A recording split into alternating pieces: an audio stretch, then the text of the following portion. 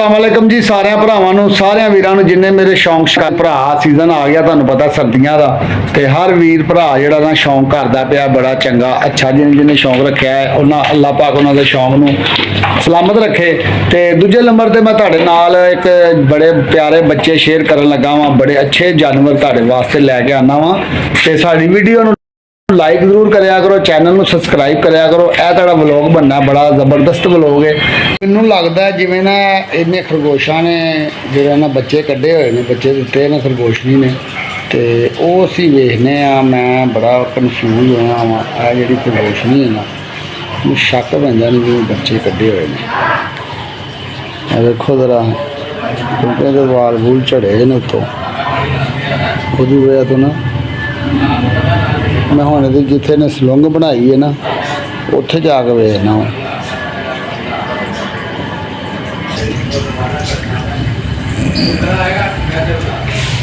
थल्ले तो कोई चीज़ नहीं है इधर भी कोई नहीं छापर जड़े इन्हें रखे ने ना इसकी निशानी है ही है जो इन्हें छापर छुपर जोड़े ने ना थल्ले इसकी निशानी है कि इन्हें बच्चे कड्ढे ने ठीक है ना।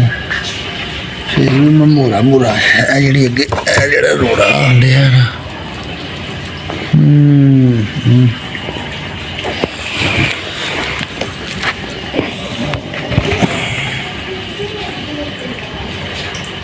हाँ जानी जानी तो बच्चे लभ रहे हैं खरगोशनी दे।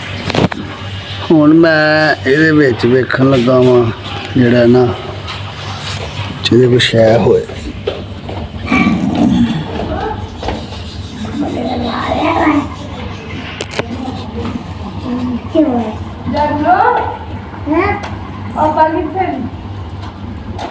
इत्थे ही है खबर कर ला।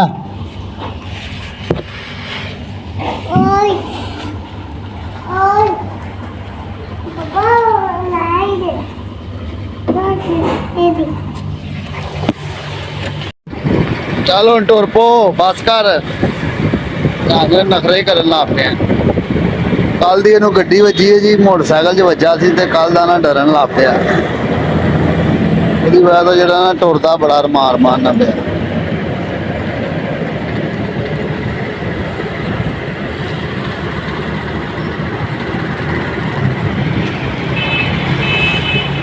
आया आया आया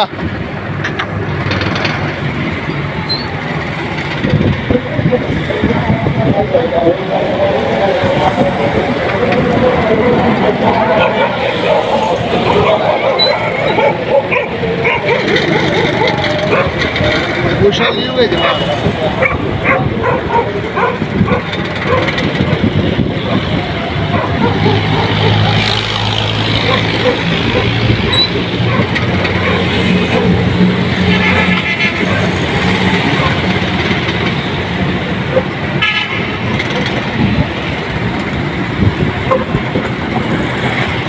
एक अगे कुत्ता खलोता ही भावें उन्होंने पाई जाए वो भी सीधा हो गया आगे वो बिच वड़ गई वो लुंबड़ बिच वड़ गई लुंबड़ लुंबड़ बिच वड़ गई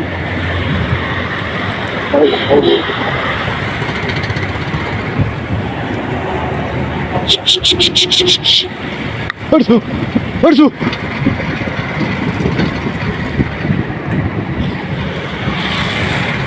अज असी इसकी आवाज़ घट कराई है जोड़ा ना साडा जानवर थोड़ा जहा ना डिस्टर्ब हो गया।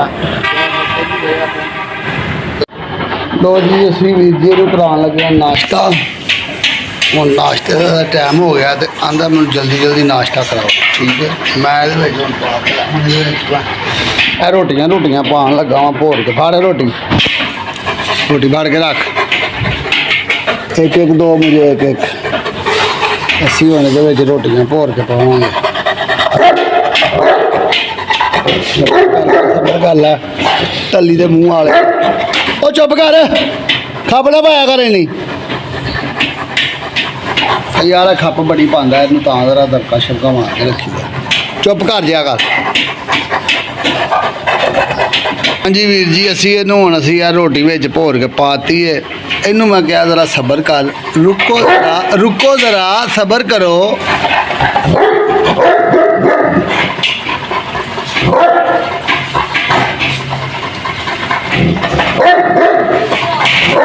सबर कर ला रिछा खा खा। लो जी ने हम खाना शुरू कर दिता, नाश्ता करना शुरू कर दिता। हूँ इन्हें नाश्ता नुश्ता करके तो सारी दिहाड़ी अंदर वड़ के सौना है।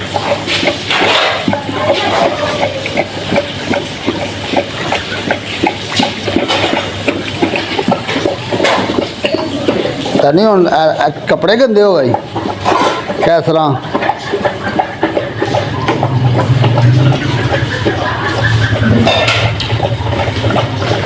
ऐसे जानवर भी रखे हुए ने, चेक करो।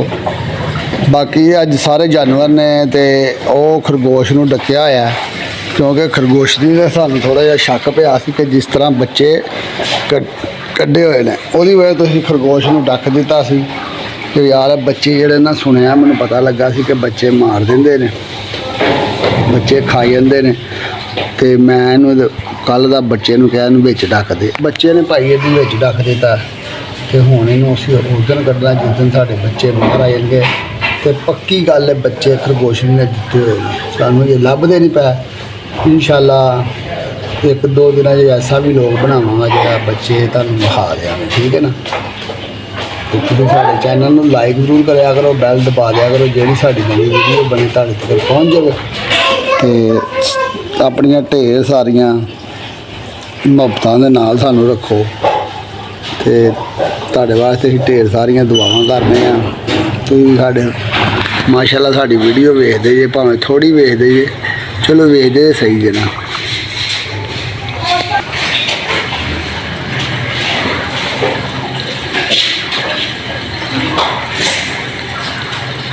हुण उड़ के वहाना ही, चल उड़। यह बड़ा दूर दूर उड़ के जाता जी, यह मग है मग।